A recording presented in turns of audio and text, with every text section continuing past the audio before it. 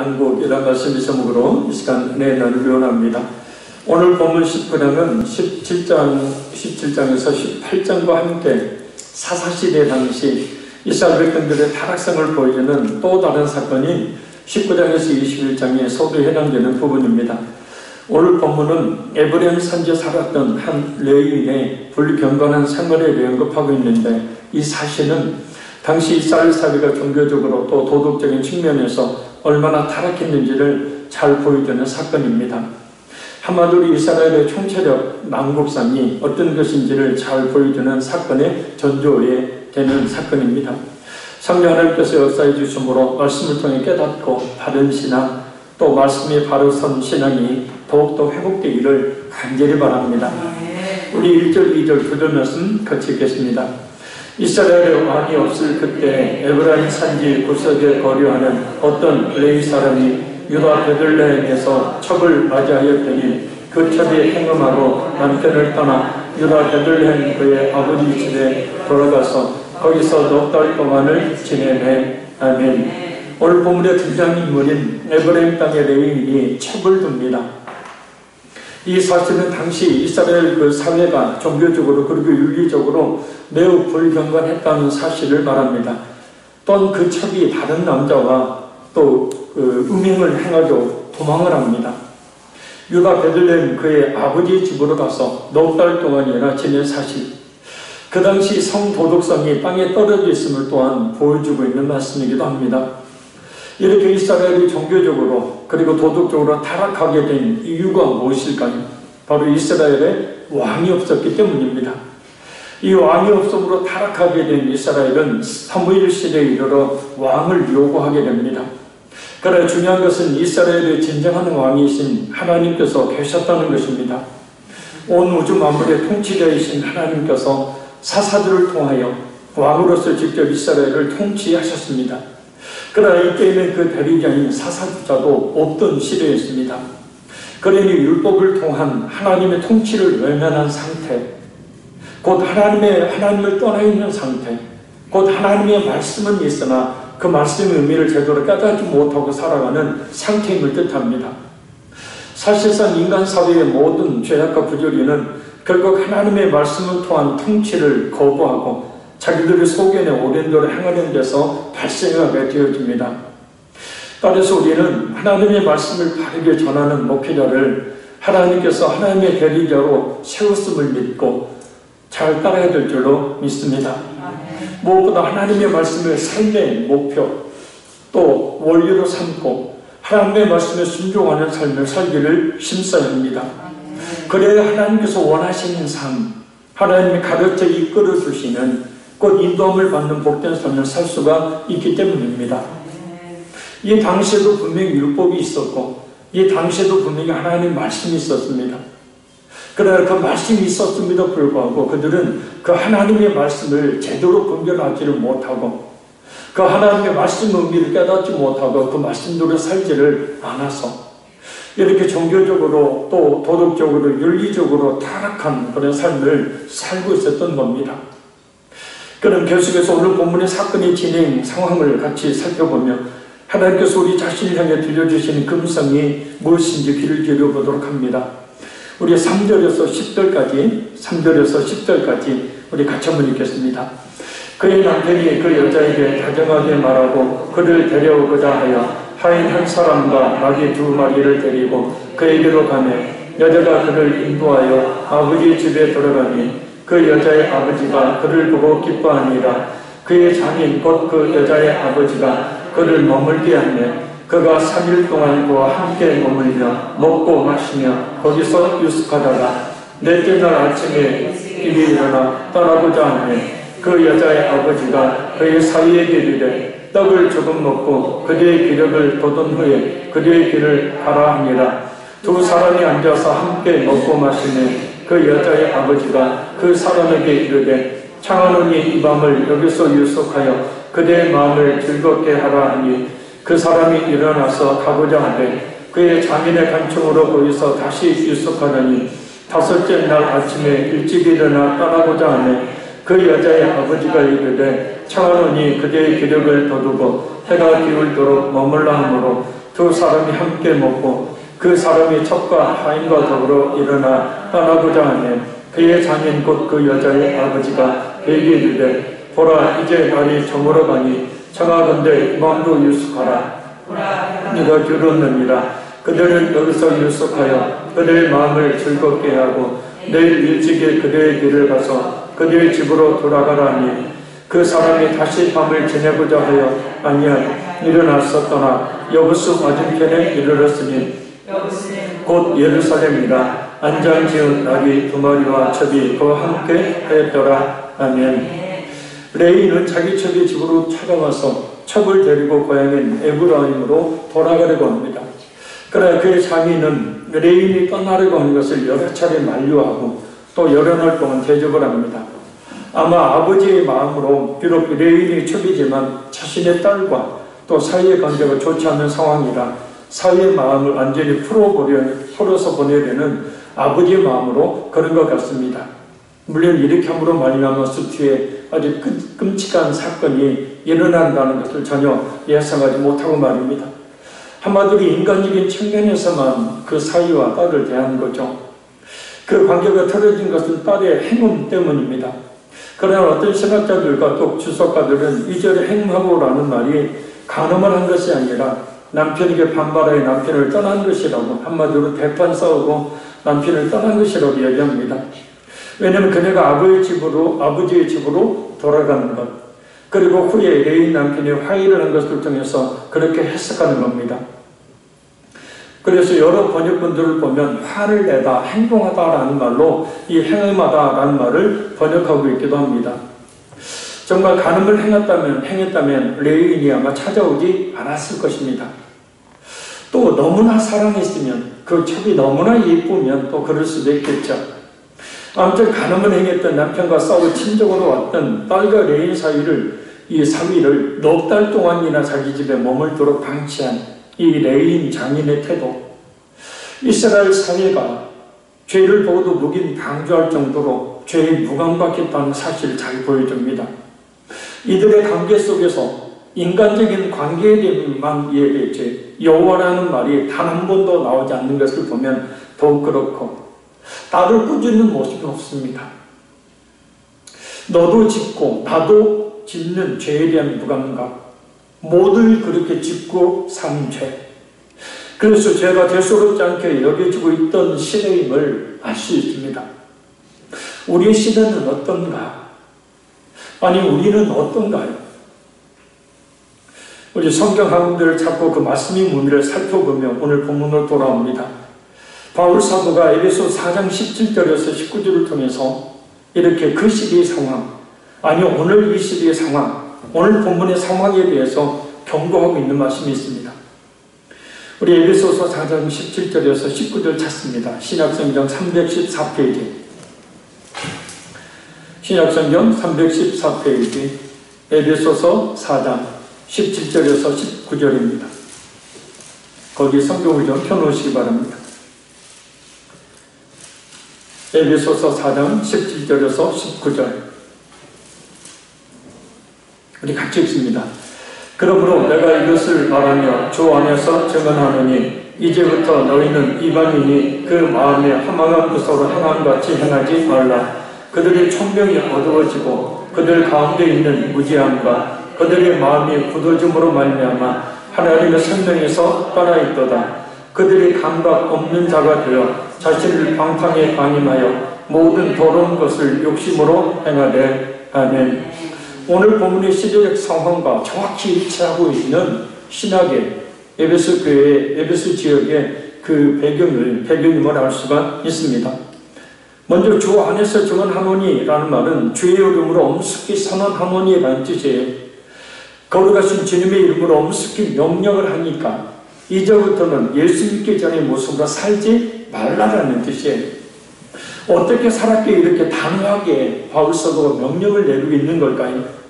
그 마음에 허망한 것으로 행함같이 행하며 살았기 때문에, 여기서 마음은 정신, 이성, 또 생각을 의미합니다. 그리고 허망은 헛된, 어리석은, 거짓 종교를 의미하는 말입니다. 그러니까 그들이 헛된 것을 쫓고 어리석은 행동을 하며 거짓 종교, 곧 우상을 섬기는 일을 했다는 거예요. 그래서 이 말씀은 에베소 교인들이 과거에 예수님을 믿지 않았을 때 그들의 정신이, 그들의 마음이, 그들의 생각이 헛되고 어리석어서 거짓 종교에 빠졌었다라는 겁니다. 하나님이 없는 사람들의 마음은 허망한 것에 주목할 수밖에 없어요. 허무한 것에 마음을 쏟을 수밖에 없어요. 왜냐하면 하나님이 없는 빈 마음을 무엇으로 채우려고 하는 것이 인간의 마음이기 때문입니다. 그래서 보기에 그럴듯한 학식과 지위와 인격을 가지고 있는 사람이라 하더라도 참 미련하고 어리석은 행동을 서슴지 않고 행하게 됨을 우리는 지금도 참 많이 보고 있습니다. 램지어라고 미국 하버드 대학교 교수가 일본군 선로에 의한 분은 그 창녀다 라는 논문을 써서 전 세계적으로 논란이 일고 있죠. 바른 지식을 가졌다면, 진짜 지혜를 가졌다면 그런 논문을 쓰지 않겠죠. 또 우리나라의 유석준, 이영훈 등등 우리나라 대학 교사라고 하는 사람들이 그 램지어 교수와 동조하는 그런 메일을 보내고 그들 편에 섭니다. 어떻게 대학 교수라고 하는 사람들이, 어떻게 그렇게 많이 배운 사람들이 그렇게 뻔한 역사적인 사실을 왜곡하고 그렇게 잘못된 논문을 쓰고 말을 하고 그런 주장을 할 수가 있을까? 총명이 어두워졌다. 오늘 본문에 말하죠. 그러니까 성과 참과 거짓 이와 같은 것들을 분별하는 총명이 어두워져 버렸어요. 뭐가 없고 그런지 모르는 거예요. 그래서 미쓰비시 그 일본 회사에서 그 돈을 100만 달러를 기부를 하고 그 대학 교수의 대학의 하버드 대학의 교수로 재직을 하게 만들었어요. 그러니까 그 편이 일본 편에 사가지고 그렇게 한 거죠. 그냥 분별을 못하는 거예요. 자기 생각, 자기 욕심에 따라 말하고 행동하는 거죠. 이 총명이 어두웠다라는 것은 죄악으로 인해서 심령이 어두웠다라는 뜻입니다. 그러니까 지혜와 분별력이 없어지는 거예요. 뭐가 옳고 그른지를 분별을 못하는 거예요. 하나님을 알 수 있는 총명이 어두워지니 하나님을 알지 못하게 됩니다. 총명이 어두워짐이 나타내는 열매는 뭐예요? 무지입니다. 이 무지는 하나님을 모르는 우준함을 얘기합니다. 또 한 가지 하나님을 알지 못함으로 인해 나타내는 현상이 그 마음이 굳어지는 거예요. 이 굳어짐이라는 것은 무감각, 완고, 우둔이라는 뜻을 가지고 있어요. 그러니까 하나님께 심령이 부드럽지 못하고 완고해짐을 말합니다. 그 자신의 죄를 깨닫지 못하는 무감각한 상태를 말해요. 죄를 짓고도 죄를 지은지를 모른다는 거예요. 또한 자신이 죄인임에도 불구하고 자신은 절대 죄인이라고 생각하지 않는 완고함의 자신을 가둔다는 뜻입니다. 그래서 그런 자신을 교훈하는 하나님의 말씀이 싫은 것이고 그런 말씀이 듣기가 싫은 것이고 그런 설교를 하는 설교자의 설교를 듣기가 싫은 거예요. 그래서 바른 복음을 전했던, 말씀을 전했던 예수님의 제자들이, 바울 사도가, 그 위대한 복음 전도자들이 하나같이 사람들로부터 핍박을 받았던 이유가 바로 여기에 있습니다. 지금도 마찬가지죠. 예수님의 십자가에 피 묻은 복음만을 증거하는 그런 교회는 사실 부응하지 못해요. 우리의 성공과 번영과 건강과 각종 세상의 정보를 전해주고 이 세상에서 잘 먹고 잘 살기를 바라는 그런 이 설교를 할 때 많은 사람들이 모이게 되어집니다. 그런 총명이 어두워짐으로 인해서 무지함과 마음이 굳어짐의 결과는 뭔가? 하나님의 생명에서 떠나는 거예요. 그래서 하나님이 없다고 하는 무지, 죄를 짓고도 죄인 줄 모르는 무감각에 빠져 사는, 그러니까 살아는 있을 때 죽은 사람처럼 살게 되는 짐승과 같은 삶을 살게 되는 거예요.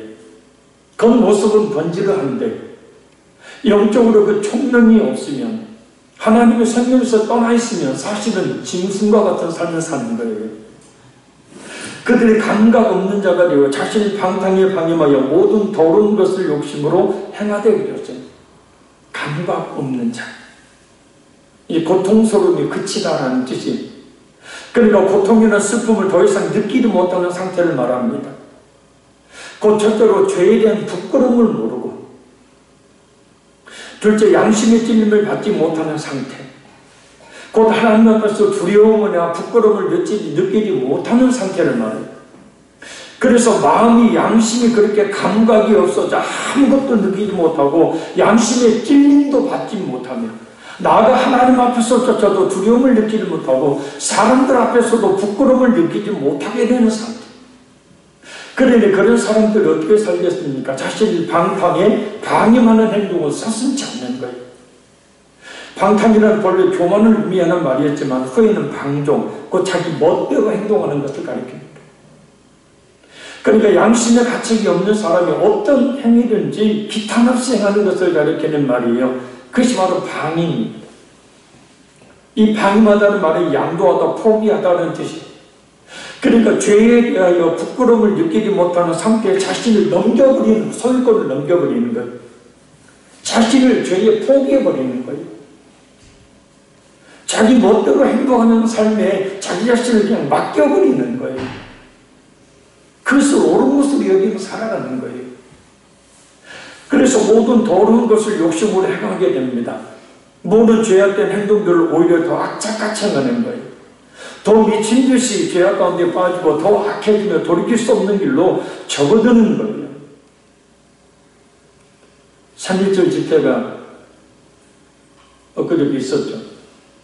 집사람과 어딜 갔다 오는데 차들이 한 10여 대가 비상등을 켜고 전주 백제도를 막 가요. 뭔가 봤더니 3.1절 그 태극기 집회 그 단체가 차로 집회를 하는데 써놓은 문구들을 보니까 문재인 정권을 무너뜨려야 한다고, 문재인은 공산주의자다. 공산주의자였으면, 사회주의자였으면 지금 검찰이나 이렇게 언론이나 그런 사람들 가만 놔뒀겠습니까? 벌써 지도세도 모르게 사라졌지. 도대체 뭐가 옳고 그른지를 분별을 못해. 그리고 자기 생각이 옳게 그것을 옳다고 주장하며 그냥 내세우며 살아가는 거예요. 목사라는 사람이. 그 밑에도 수백 수천의 목사들이, 성도들이 쫓아다녀요. 그러니까 자신을 완전히 포기해버리는 거예요. 하나님의 말씀이 없으니 자기 자신을 그렇게 죄에 포기해버리고 소유권을 넘겨버려요. 그러니까 아무런 감각이 없어요. 당신이 잘못되었다, 그 비상정력이다 라고 이야기를 해도 그것은 역사적 사실과 부합하는 일이 아니다 라고 이야기를 해도 전혀 듣지를 못하는 거예요. 안 들리는 거예요. 왜요? 감각이 없으니까. 무감각하니까. 자, 오늘 본문으로 돌아옵니다. 바로 오늘 본문의 레인이, 그의 첩이, 그리고 그 첩의 아버지가, 아니 이 세 사람으로 대변되는 이스라엘 전체가 바로 이러한 죄에 대한 무감각, 그래서 죄가 죄인 줄 모르고 염치도 양심도 없이 죄를 행하는 삶을 살고 있었던 거예요. 이러니 바로 이런 시대를 바로 영적 암흑기다라고 이야기를 하는 거예요. 깨닫지를 못하는 거예요. 우리의 영적 상태는 어떠한가요? 코로나로 인해서 자꾸 예배가, 기도가 위축이 되다 보니까 영적으로 더욱더 어두워지고 영적으로 눌리고 그런 상황 속에 있다 보면 나중에는 무감각해져서 교회에 나오지 않아도, 기도하지 않아도 별 이상이 없는 그런 상태에 빠져버려요. 이건 큰일 날 일입니다.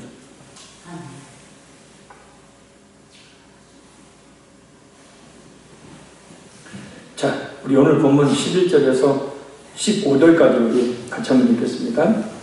그들이 여부스에 가까이 갔을 때 해가 지려하는지라 종이 주인에게 이르되 청하건대 우리가 돌이켜 여부스 사람의 이 성읍에 들어가서 유숙하십시다 하니 주인이 그에게 이르되 우리가 돌이켜 이스라엘 자손에게 속하지 아니한 이방 사람의 성읍으로 들어갈 것이 아니니 기브아로 나아가리라 하고 또 그 종에게 이르되 우리가 기브아나 라마 중 한 곳에 가서 거기서 유숙하자 하고 모두 앞으로 나아가더니 베냐민에 속한 기브아에 가까이 이르러 해가 진지라 기브아에 가서 유숙하려고 거리로 들어가서 성읍 넓은 거리에 앉아 있으나 그를 집으로 영접하여 유숙하게 하는 자가 없었더라. 아멘. 레위인이 그의 첩을 들고 길을 떠나서 여부스에 가까이 있을 때에 해가 지려고 합니다. 이에 그 종이 여부스 성에 들어가서 유숙합시다 라고 말하자 레위인은 이방인의 성읍에 유숙할 수 없다고 베냐민에 속한 기브아나 또 라마 중 한 곳에 가서 유숙하자고 이야기합니다.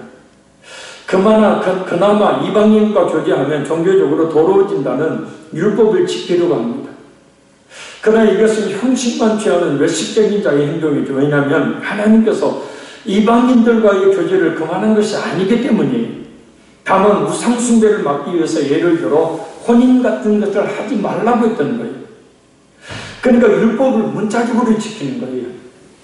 그래서 율법을 잘 지키는 사람이지만 율법을 잘 지킨다고 이렇게 이야기하고 있는 사람이면서 처벌됩니다. 율법을 지키는 겁니까? 얼마나 이 레위인이 형식적인 자기 생각에 치우친 신앙에 사로잡혀 있었는지를 잘 알 수 있어요. 근데 문제가 생겨버려요. 바로 기브아로 왔는데 그를 영접하여 유숙하게 해주는 사람이 한 사람도 없었다는 거예요. 레위인을 영접하는 사람이 한 명도 없었던 기브아 성도의 모습은 이스라엘 사회의 공동체 의식이 결여되어 있음을 잘 드러낸 모습입니다. 뭐냐? 나그네를 영접하라는 것은 율법에 나와 있는 거죠.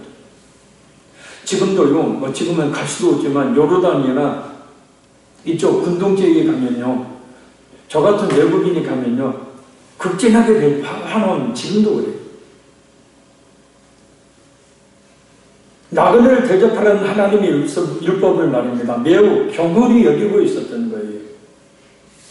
그 많은 성읍 사람들 중에 한 사람도 어찌되었든 나그네인 이 레위인을 영접해 주지 않고 있는 거예요. 공동체 의식이 결여된 거죠. 하나라는, 한 형제라는 공동체 의식이 결여된 겁니다. 우리 시찰이 어떤 교회 목사님이 삼천동에 있는데 지난해 12월에 교회를 사임하셨습니다. 세 가지 사임하는 이유가 있었어요. 첫째는 원로 목사님의 간섭. 원로 목사님은 교회를 떠나줘야 되는데 계속 교회에 출석하면서 간섭을 하는 거예요. 두 번째, 한 젊은 장로의 끊임없는 대접. 아주 괴롭혔다는 거예요. 셋째, 부흥을 시키지 못했다는 거예요. 참 인격적으로 좋은 목사님이었는데 그 목사님이 시찰 성결위에서 이런 말을 했습니다. 부흥시키지 못한 부분에 대해서. 교회 안에 기존의 성도들이 아주 똘똘 뭉쳐 있어서 새신자가 와도 같이 어울릴 그런 틈을 내어주지 않아서 몇 달 못 버티고 교회를 떠나는 일들이 수십 명이 된다는 거예요.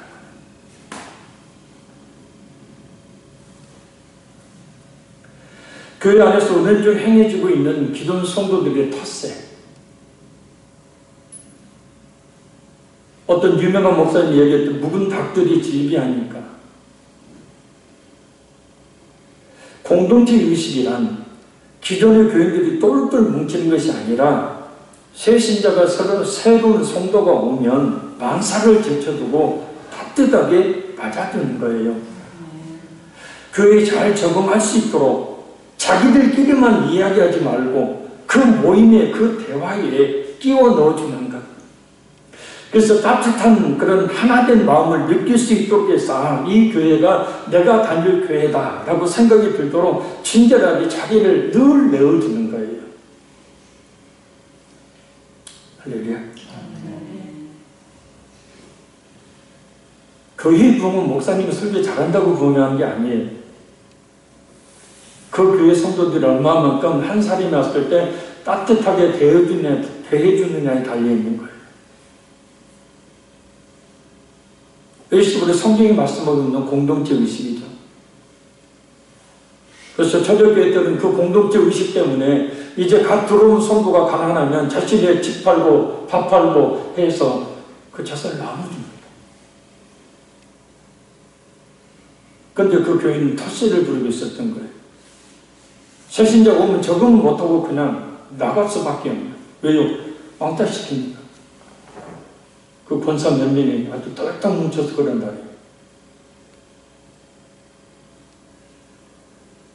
권사는 권하는 자예요. 권세 있는 자가 아니에요. 직분이 중요하면 중요할수록 뭐 하라고요? 더 허리를 낮추고 겸손히 섬기라고 주는 거죠. 하나님이. 아멘?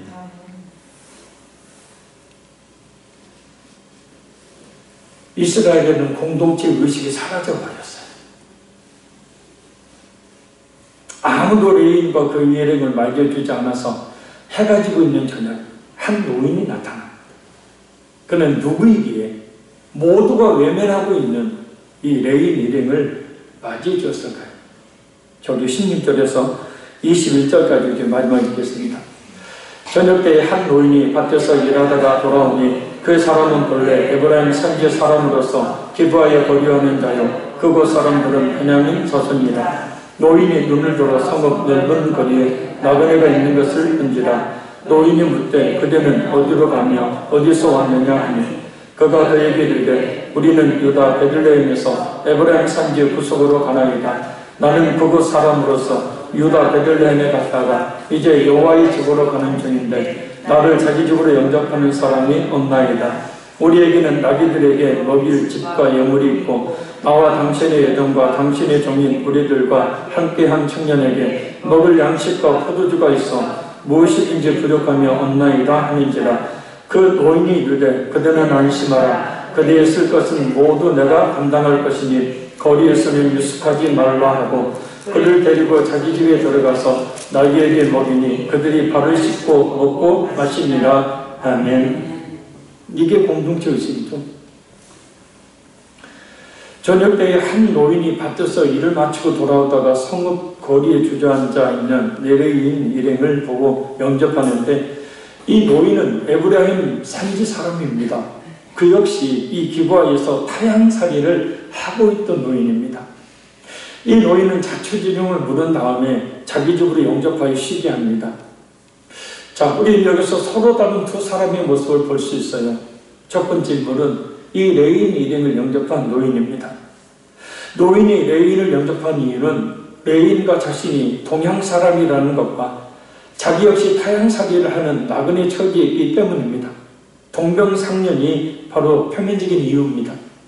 그러나 그의 내면을 보면 하나님의 말씀, 나그네를 영접하라 라는 하나님의 말씀을 순종하고 있는 타락한 다른 사람들과는 달리 경건한 신앙생활을 하고 있었음을 알 수 있습니다.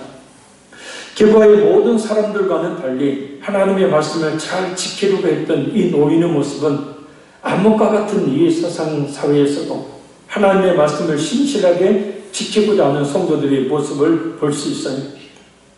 특히 레위인이요, 자기에게는 충분히 먹을 것이 있다고 말함에도 불구하고 자기가 쓸 것을 모두 다 감당하겠다고 이야기합니다. 보통 신앙이 아니죠. 모두가 외면하고 있는데 말입니다.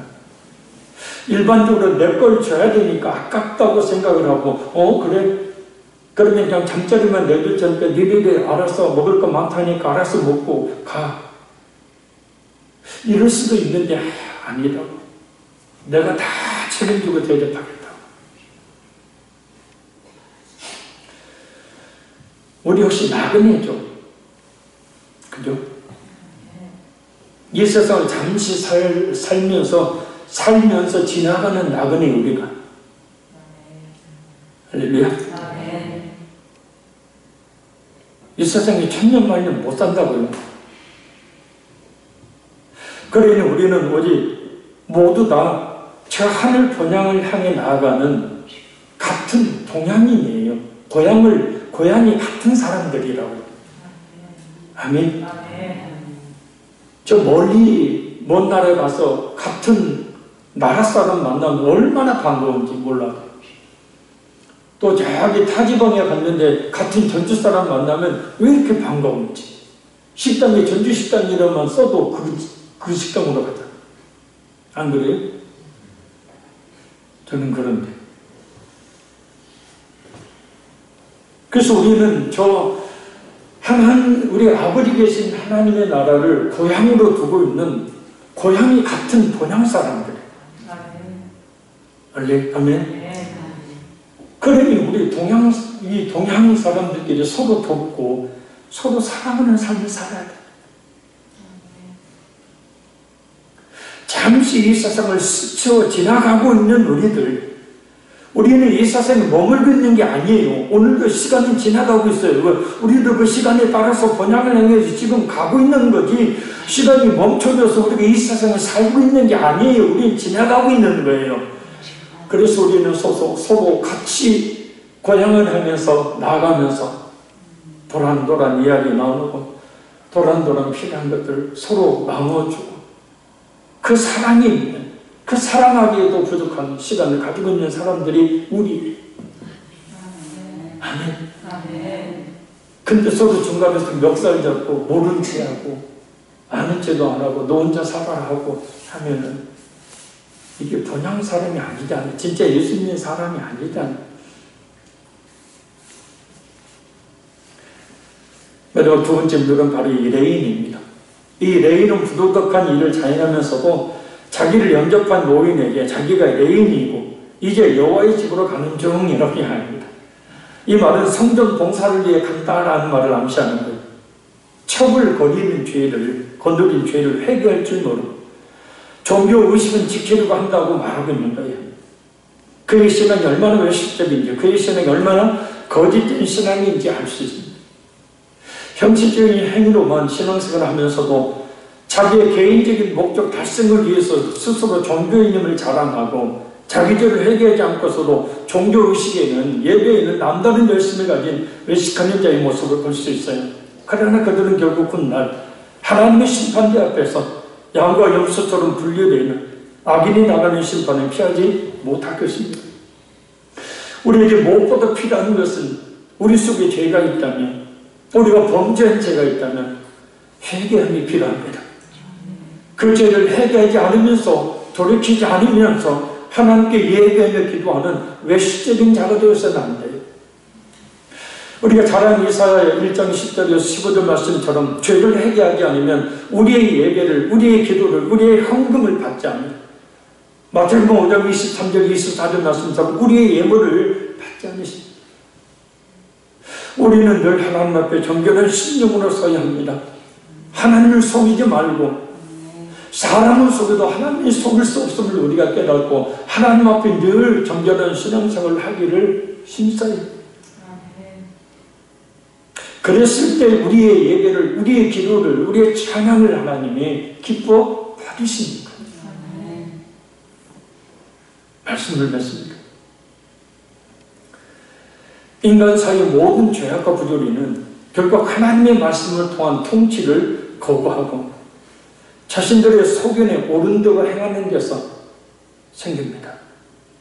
따라서 우리는 하나님의 말씀을 바르게 전하는 목회자를 하나님의 대리자로 여기며 잘 따라야 되고, 무엇보다 하나님의 말씀을 삶의 유일한 목표와 원리로 삼고 하나님의 말씀에 순종하는 삶을 살기를 힘써야 합니다. 그래야 하나님께서 원하시는 삶, 그래야 하나님의 가르쳐 이끌어 주시는 인도함을 받는 복된 삶을 살 수가 있습니다. 하나님을 알 수 있는 총명이 어두워지니 하나님을 알지 못하게 됩니다. 심령이 부드럽지 못하고 완고해지게 됩니다. 그 자신을 제대로 깨닫지 못하는 무감각한 상태에 빠지게 되어 죄를 짓고도 죄를 지은 줄 모른 채 살게 됩니다. 양심의 찔림도 받지 못하고 나아가 하나님 앞에 줬어도 부끄러움을 느끼지 못하고 방탕에 빠져 살게 됩니다. 이런 무감각에 빠지지 않도록 늘 깨어 기도해야 합니다. 우리는 나그네입니다.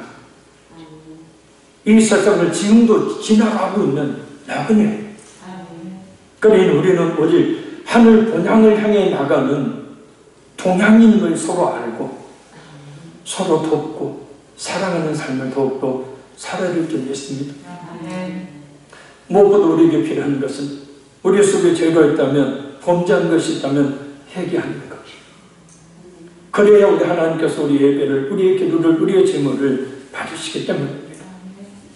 멸식적이며 형식적인 신앙이 있다면 버리고 더욱더 가슴이 뜨고 주님을 향하여 이 가슴이 뜨거워지는 그런 신앙생활을 할 수 있는 우리 모두가 될 수 있기를 바랍니다. 이 시간 우리 말씀을 붙들고 또 우리의 기도 제목 가지고 한 10분 정도 기도하겠습니다. 좀 큰 소리로 간절히 기도하시기를 바랍니다. 먼저 말씀은 하나님의 말씀을 삶의 유일한 목표 원리로 삼고 순종하는 삶을 살게 도우시고, 하나님 내 총명이 어두워지지 않도록, 내 심령이 완악해지지 않도록, 죄가 죄인지도 모르고 짓는 그런 무감각에 빠지지 않도록 저를 깨워 주시옵소서. 잠시 지금도 지나가고 있는 나그네 같은 삶 속에서 동향인인 우리 같은 성도들을 서로 돕고 사랑하는 삶을 살게 하시고, 하나님 앞에 우리의 예배 기도가 상달되어 줄 수 있도록 늘 정결한 삶을 살 수 있도록 깨닫고 회개하는 역사가 있게 도와주옵소서. 우리 주의 세번 통솔을 간절히 부르고 말씀 붙들고 우리 기도 제목 가지고 10분을 기도하겠습니다. 주여